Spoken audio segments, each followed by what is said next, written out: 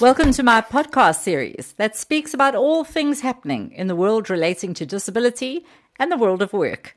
For those of you who are new to my podcasts, I generally try and bring a real and relatable approach to my topics, which typically combine stories of lived experience as a person with a disability with my professional experience as a transformation leader and disability-confident business consultant. My name is Lesa Bradshaw. I'm a social entrepreneur and advocate, public speaker, and disruptor. My main ambition in life is to build a disability-confident economy where business, society, and individuals have equitable opportunities to thrive. Speaking of equity, well, this forms the central theme to this podcast called The Waves of Change Are A-Commin. Typically, legislation has been quite slow to keep up when it comes to truly backing the rights of persons with a disability.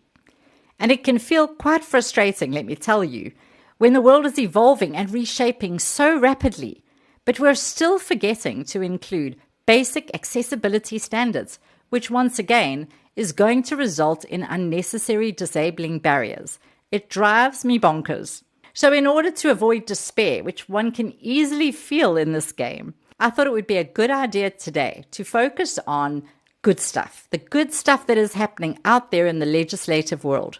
For those of you who have heard any of my previous podcasts, you know that the economy doesn't always recognize the advantage of a disability accessible and confident economy until they've tried it. And when I mean they've tried it, I mean it that they've tried it properly, in a consistent way, not just sporadically. So here are a few key areas where legislation is bringing the strong arm of enforcement to nudge our economy along. If you are in an industry or a role where you can encourage the application of these regulations and laws consistently in your organization, now is your chance, and I really encourage you to do so.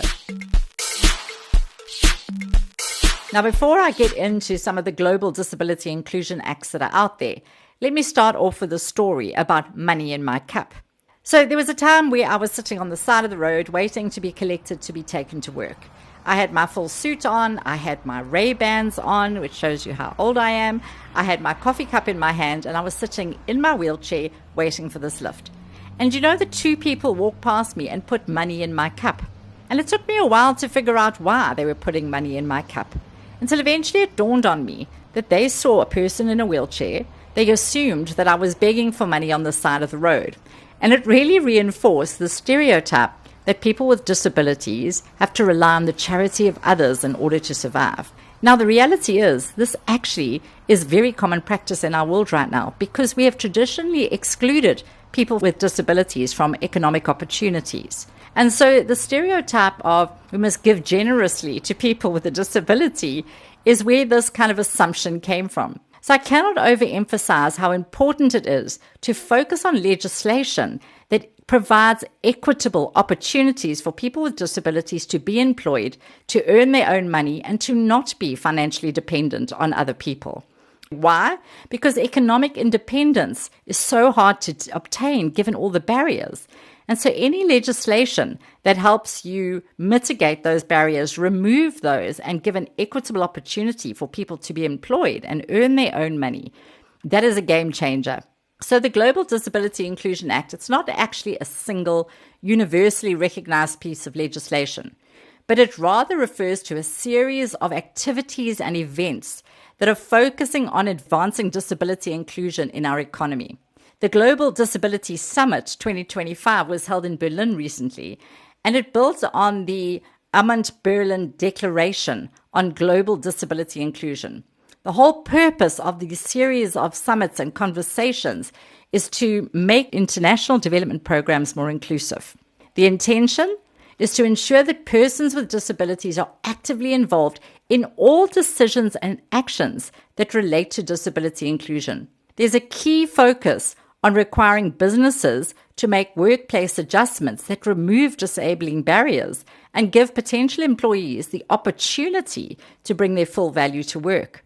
It speaks to tax incentives for businesses to encourage the implementation of accessible adjustments so the business doesn't have to carry the financial burden, but rather is supported in being able to make these shifts that are necessary, off the legacy of having inaccessible business traditionally. It also encourages inclusive design in digital and infrastructural spaces like e-commerce, hybrid working, the way we get work done. So we really need to watch these activities and this space in the Global Disability Summit. Get involved, find out more about what's happening, and where it's relevant to your area of professionalism or your area of passion, get stuck in and get involved in being part of the narrative. So the second set of legislation focuses on accessibility. And again, that really supports workplace inclusion and access to information. One example that I've been super impressed with is the European Accessibility Act, which came into effect on the 28th of June 2025. This impacts businesses that offer products and services within the European Union. And the Act mandates for accessibility in all digital products and services, including websites, mobile apps, and other digital platforms. Failure to comply could lead to fines, legal challenges, and reputational damage. Now, why is this so important? Well, because our whole economy is moving into a digital age. So the Act promotes holding tech companies accountable for ensuring accessibility as a standard practice. And it offers incentives to support inclusive design for these organizations. So it's such a fabulous opportunity for us to make sure that the new economy that we're moving into removes a whole whack of barriers that we have traditionally faced. Another act is the public sector bodies, which is for websites and mobile applications. This accessibility regulation of 2018 in the UK requires businesses and government websites to meet specific accessibility standards so that users with disabilities can navigate and interact with digital platforms seamlessly. Now, let me tell you, moving from South Africa, where this is most definitely not a commonly practiced standard, to the UK where it is, I have personally felt the benefit. I love the fact that you are always asked, if you reach out to a government institution to ask for information or to apply for services, you are always asked if you require information in different formats. There are always channels for you to reach out to if you need additional support. And there are independent bodies like the Citizens Advice Bureau that will help you independently navigate these sites. So what it does is it really gives you a fair opportunity to almost access things that you have the right to access and to become more knowledgeable and aware of what your rights are. It also mandates that online shopping platforms and services offer accessible features. Again, so critical in my world. I mean, let me tell you, I can leave instructions on my order, my online order, that says, please can the delivery person, when they deliver my groceries, knock and wait so that I can come to the front door because I'm a wheelchair user and it takes me a bit longer to get there. So that means that the Amazon delivery people don't leave my package on the doorstep. If they do that, how am I supposed to smuggle in the unnecessary purchases that my husband believes are not part of our budget? I mean, there's a degree of espionage that's involved here. So in cahoots with my online shopping channels, I'm able to let them know what happens. So they knock at the door as a standard practice. I open the door, they pass me my package, and I go and smuggle them in and hide them suitably. Another great element of the Accessibility Act group of legislations or laws is that there are acts that support programs that teach people with disabilities how to navigate and use accessible technology. So it helps them take advantage of digital job opportunities, of accessible education, online services, and so on. Now, this is really important when you consider that a lot of people in our world maybe weren't born with a disability, but acquired it at some point in their life journey. And so learning how to be enabled is a new skill for them. Also, for people whose disability may be progressive, their needs may change. And so access to digital enablers and knowing how to navigate accessible support services that are available to you are really, really enabling and can make you really a lot more independent than you otherwise would be. Okay, so the next group or cluster of legislative rights that I think are really important focus on accessible housing and public spaces. This is really, really important. In my professional bouquet of services, I offer environmental accessibility audits for employers. So typically, my team go into a physical workspace of an employer and we go and identify some of the common barriers from an accessibility point of view. We then put together and suggest practical and cost-effective ways to remove these barriers so that this business becomes more accessible to all, its customers and its employees. But so often when we feed back our recommendations, we met with the pushback that is, well, it's not really our building. We lease this building, so it's up to the landlord to decide whether they're going to do it. We can't make them. And this, quite frankly, is just not good enough. So it's why I'm really excited to see legislation giving property renters legal recourse to do something about this. So this cluster of laws and regulations is aimed at improving accessibility for people with disabilities in housing and public spaces. A nice example is the UK's Equality Act of 2010, which places a duty on service providers like your landlords and your building managers to make reasonable adjustments for people with disabilities. And that includes adapting physical features and communication methods. There are also Building Regulations Act, which provide national standards so that publicly accessed buildings and facilities are accessible by law. In South Africa, I know we have the South African Building Regulations Act and the National Standards Act, but there are many different ones in the different areas of the world. I point here to those of you who are business owners, make accessibility a mandatory feature for the property agents who are finding you business premises. In fact, you know what? Make this a mandatory requirement for all the products and services that your company procures from suppliers. This will benefit people within your organization as well as the customers that you serve. Now, the next cluster of legislation focuses on accessible education. Why is this so important? Because it speaks to the future talent pipeline that businesses are accessing. All right, if our education system is fraught with inaccessible barriers for people with disabilities, how do we get to the point of entry of employment? Businesses often ask me, especially in HR or talent acquisition teams, well, our business is accessible and we're inviting applicants with a disability to apply, but there's not enough talent. Nobody's applying. What do we do? Where are all these people with disabilities? And often my answer is, well, they're still trying to get through an inaccessible education system. I know that my world would have been very different if I had not been snuck through mainstream school. Why? Well, in South Africa, when I was a young child, you weren't allowed by law to go to a mainstream school if you were a kid with a disability. You had to go to a special needs school. Now, the problem with that is the only disability accessible school in our area was about 2 hours away. I would have had to board away from my family. I couldn't live at home. And also the standard of education was far below mainstream because it was trying to cater for a lot of different children with different disabilities, and it wasn't given the resources necessary to do this. So the chances of me achieving a school leaving qualification that allowed me to go to university were very low. Luckily, in our local government school, I had a headmaster who was prepared to sneak me through. He said, I know Lesa, she's a great child, she's got great potential, I don't agree with the laws, we will sneak her through mainstream schooling. Now, what did that do? It allowed me an opportunity to have exposure to what the real mainstream world was really like. So it taught me how to solve problems out of barriers and logistics.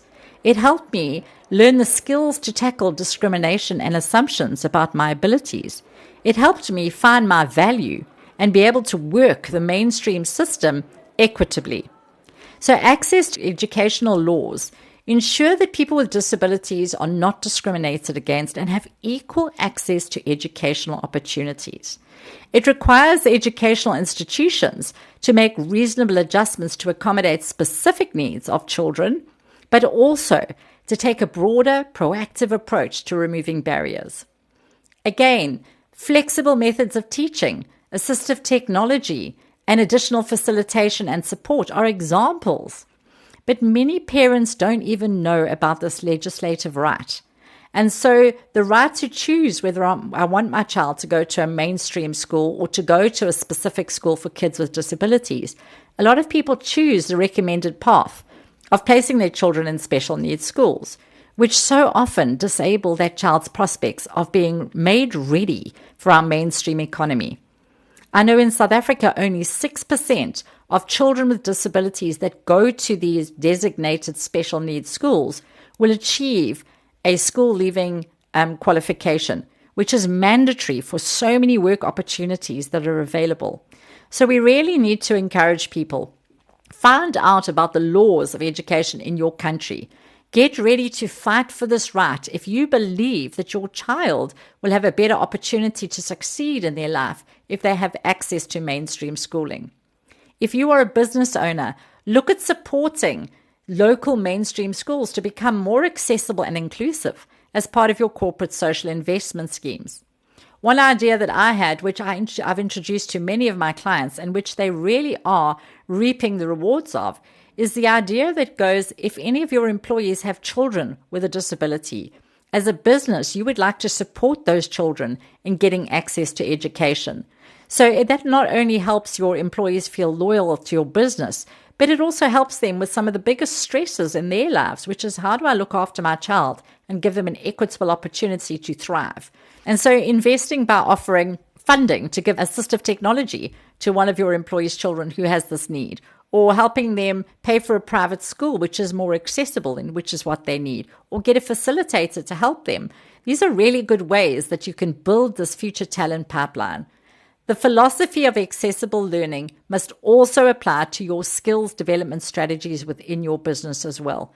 Giving people equitable opportunities to participate in mainstream learning programs by ensuring that those mainstream learning programs are accessible by design and as common practice.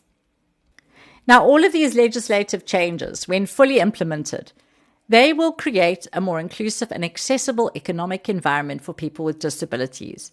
Through addressing barriers in the workplace, technology, communication, housing, public infrastructure, education, and all these other areas in which we thrive and compete and succeed and participate.